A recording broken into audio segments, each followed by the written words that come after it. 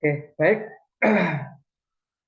Seperti apa yang saya sampaikan di pertemuan ke-6, untuk TT2 itu akan saya bahas di akhir atau di pertemuan ke-8.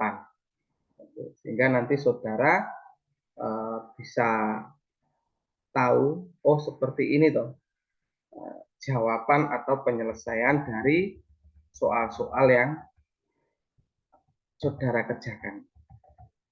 Baik, pada TT2 itu ada 3 soal, 1, 2, 3. Nah, nomor 1 itu ada 1A dan 1B. Nah, 1A dan 1B. Nah, sehingga di sini sebenarnya ada 4 soal. Dan setiap soal itu poinnya 25. Poinnya 25. Oke, nah ini dengan menggunakan langkah-langkah pemecahan George Folliard. Nah, itu ada 4 langkah memahami soal, merencanakan, melaksanakan rencana, dan mengevaluasi kembali atau melihat kembali. Nah, masalahnya itu seperti apa?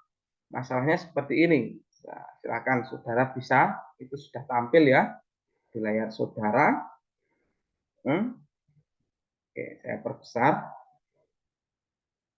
Seekor ikan mas, nah ini sebenarnya orang kurang pekerjaan ini. Menghitung panjang apa ikan mas. Seekor ikan mas memiliki ekor yang panjangnya sama dengan panjang kepala, ditambah 1/5 panjang tubuhnya. Jadi panjang memiliki ekor, ekornya ini panjangnya sama dengan panjang kepala, ditambah 1/5 panjang tubuhnya. Panjang tubuhnya 4/5 dari panjang keseluruhan ikan. Jika panjang kepalanya 5 cm, berapakah panjang keseluruhan ikan tersebut? Nah ini, makanya ini orang kurang pekerjaan nih sebenarnya. Oke, langkah pertama yaitu memahami soal atau memahami masalah. Nah, di situ langkahnya apa? Yang diketahui apa dulu? Nah, yang diketahui yang pertama, ekor. Ekor itu sama dengan kepala plus setengah 1/5 tubuh. Nah, itu yang diketahui pada soal. Ekor itu sama dengan kepala plus 1/5 tubuh. Yang kedua, tubuh itu adalah 4/5 dari total keseluruhan ikan. Lalu kepalanya itu panjangnya 5 cm. Dan yang ditanya panjang total ikan. Nah ini memasuki tahap pertama yaitu memahami soal. Nah, itu. Nah, setelah itu merencanakan. Merencanakannya bagaimana? Dengan menghitung panjang total itu sama dengan ekor plus tubuh plus kepala. Nah, ini rencananya. Rencananya dengan cara apa? Yaitu menghitung panjang total. Bahwa panjang total itu adalah ekor plus tubuh plus kepala. Ya, tak? Ekor plus tubuh plus kepala. Nah, karena punya rencana seperti itu, maka laksanakan eksekusi pada melaksanakan rencana. Panjang total itu sama dengan ekor plus tubuh plus kepala. Nah, ekor, nah ini, saudara, nah ini ekor, ini pada kursor yang saya gerak-gerakkan ini, diketahui tadi ekor adalah kepala plus 1/5 tubuh. Berarti ekor kita ganti menjadi kepala plus 1/5 tubuh. Lalu tubuh ini kursor yang saya gerak-gerakkan ini pada bagian diketahui itu adalah 4/5 total. Jadi tubuhnya 4/5 total. Berarti di sini 4/5 total. Lalu kepalanya ini diketahui 5 cm. Ya, sudah ketahuan. Kepala 5 cm. Nah, sudah, lanjut. Kepala plus 1/5 tubuh plus 4/5 total plus 5 cm. kepalanya 5 cm, tubuh. Nah, ini tubuh. Tubuhnya, nah ini tubuh 4/5 total. Maaf, kurang satu ini. 1/5 tubuh ini menjadi 1/5 kali 4/5 total. Jadi 5 cm plus 1/5 kali 4/5 total plus 4/5 total plus 5 cm. Kawan 5 plus 4/25 total plus 4/5 total plus 5. Nah, terus ketemu total dikurangi, ini panjang total, ini total dikurangi 4/5 total dikurangi 4/25 total dikurangi 4/5 total sama dengan 5 plus 5. Nah, total itu kan 1. Nah, karena di belakangnya ini per 25 dan per 5, kita buat 25/25. Karena totalnya 1 ini. Jadi 25/25 total sama dengan 4/25. Nah, 4/5 ini 5 biar menjadi 25 kali 5 berarti 4 kali 5. Berarti 20/25 total.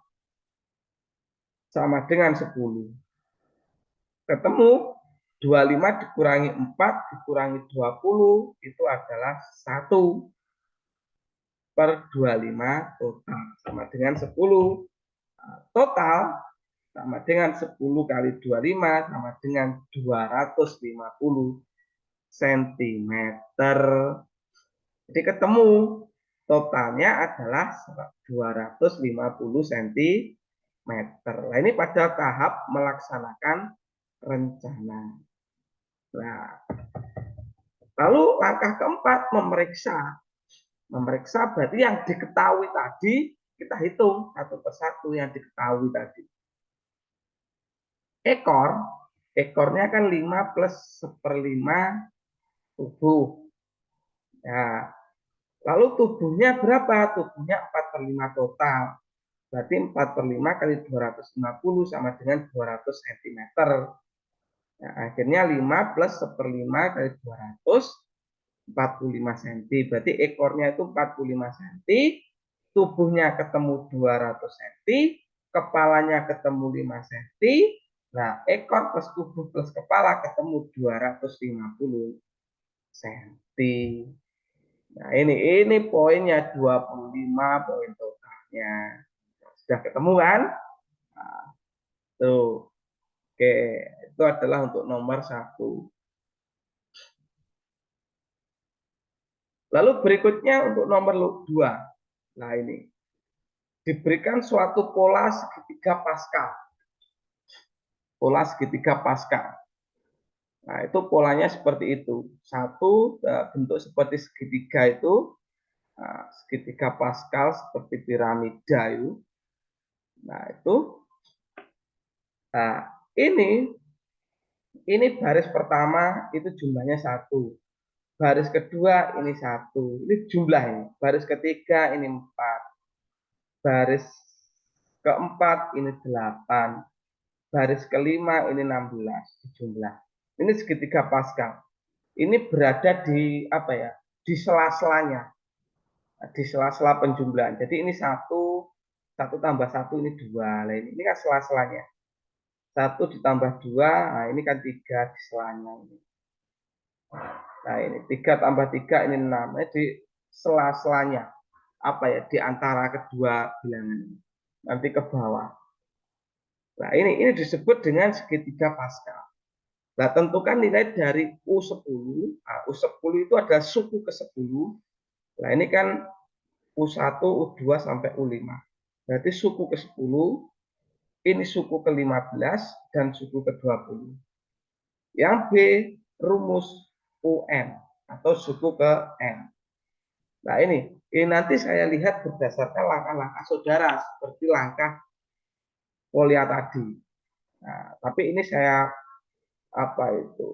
sajikan secara singkat, tidak seruntut kuliah tadi. Nah, yang penting saudara tahu.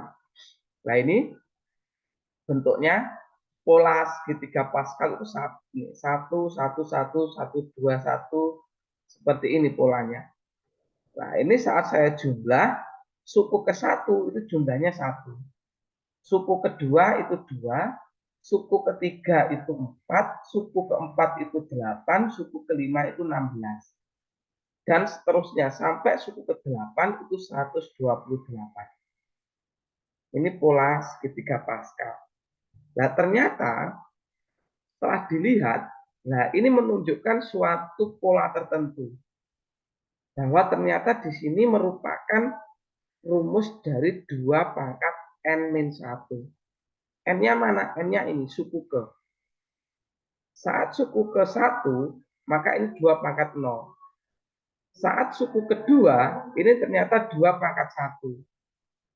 Saat suku ketiga, ternyata 2 pangkat 2. Saat suku keempat, ternyata 2 pangkat 3. Sampai suku ke-8. Suku ke-8 itu 2 pangkat 7. 128.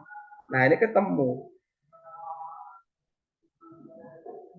Nah, dari sini, saat ketemu, nah berarti kita sudah bisa memasukkan pada U10, U15, dan U20. U10 berarti kan N-1. 2 pangkat 10 min 1 berarti 2 pangkat 9. Berapa 2 pangkat 9? Silahkan dihitung. Nah, nanti dilihat nih saudara, 2 pangkat 9 itu berapa? 2 kali 2 kali 2 kali 2 sebanyak 9 kali. Lalu U15 itu berarti 2 pangkat 14. Berapa? Nah, nanti silahkan dihitung. Lalu U20 berarti 2 pangkat 19. Nah, ketemu ini. U10, U15, dan U20. Nah, ini sudah ketemu. Lalu yang B. Yang B rumusnya adalah 2 UN. Maaf, ini salah. Ini N. Nah, UN sama dengan 2 pangkat N min 1. Nah, ini adalah rumus UN-nya. Nah, ini adalah untuk soal nomor 1B. Nah, nanti dilihat dulu bagaimana langkah-langkah saudara berdasarkan langkah kuliah. Kalau yang saya sampaikan ini tadi adalah langkah secara umum penyelesaiannya.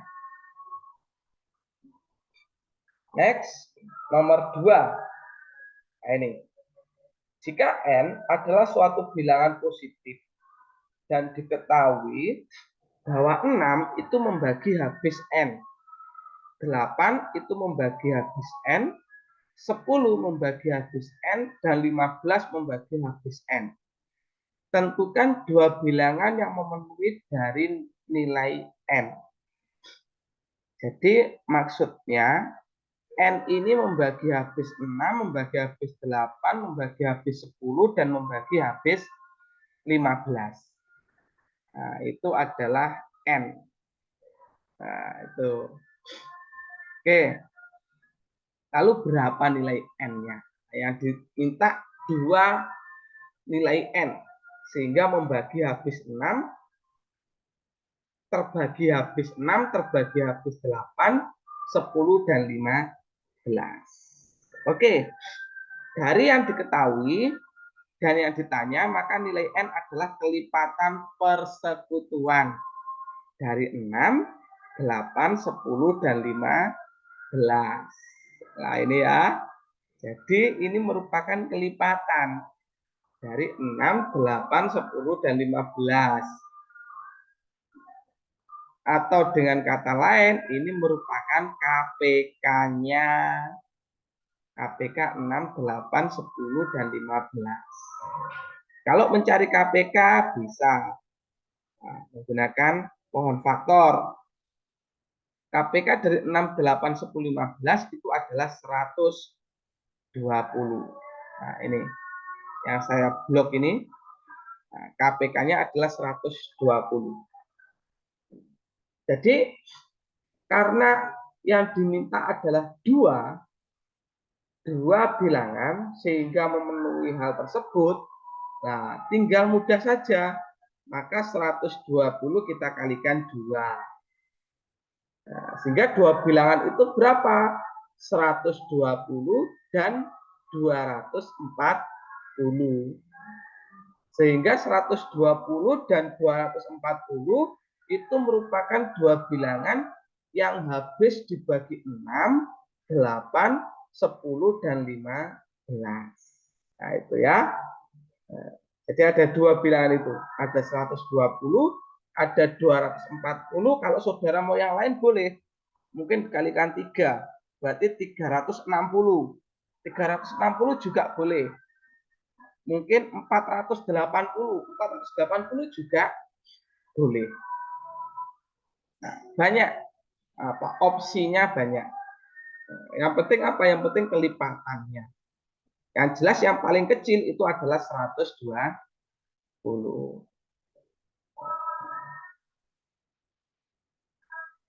Yang habis dibagi 6, 8, 10, 15 adalah 120 dan 240. Nah, itu adalah penyelesaian dari nomor 2. Nah, ini ada lain-lain ini. Ini ada KPK 6 dan 8 dan lain sebagainya, itu bisa. Nah, next, nomor 3. Tentukan nilai A dari 32A 32A58B. Ini suatu bilangan. Nah, ini bilangannya berapa? Yang jelas itu 1, 2, 3. Berarti 320 sekian ribu. 320 sekian ribu, 580 sekian. Nah, A sama B-nya belum diketahui. Sehingga habis terbagi oleh 8. Habis terbagi oleh 8. Berikan 3 apa ini? 3 nilai A dan B yang memenuhi pernyataan tersebut. Nah, ini ada 3 pasang. A sama B. A-nya berapa, B-nya berapa, A-nya berapa, B-nya berapa, A-nya berapa, B-nya berapa. Jadi 3 pasang. Nah, oke. Nah, ini mudah sebenarnya. Nah, saudara pernah kan saya jelaskan bahwa syarat bilangan habis dibagi 8 adalah jika 3 angka terakhir. Nah, jadi yang kita butuhkan itu sebenarnya 3 angka terakhir. 3 angka terakhir dari bilangan tersebut habis terbagi 8. Jadi yang ditentukan itu adalah 3 bilangan terakhir. 3 bilangan terakhir itu adalah 5, 8B. Nah, itu adalah 3 bilangan terakhir. 3, 8B. Nah, sedangkan yang habis dibagi 8 adalah 584. 584 itu habis dibagi 8. Jadi kita sudah tahu bahwa B-nya itu adalah 4. B-nya harus 4. Nah, untuk A-nya, Pak. Untuk A-nya terserah. Bisa diisi 0 sampai 9. Nah, jadi di sini opsinya banyak sekali. Nah, sehingga apa? Jadi 3 pasangan itu nilai A dan B itu sangat mudah. 0,4, 1,4, 2,4 itu bisa saja. A-nya 0, B-nya 4. A-nya 1, B-nya 4. A-nya 2, B-nya 4. Yang penting B-nya 4. Ya, cuma itu saja sudah selesai.